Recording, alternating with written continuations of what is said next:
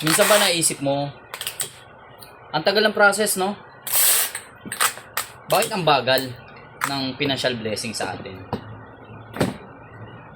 Katulad ng kimchi na to, di ba? Hindi naman agad pagka ginawa mo, kainin mo na agad, masarap na, di ba? Patagalin mo siya, mga 1 week, pwede na, 3 days, masarap na, di ba?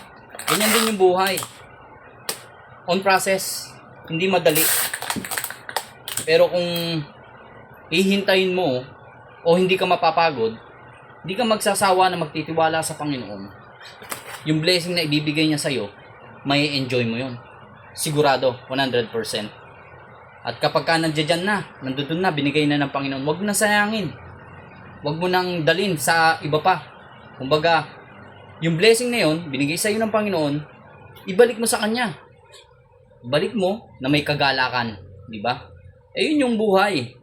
Hindi madali, pero kapag ka nakita mo yung biyaya ng Panginoon sa'yo, may enjoy mo yun.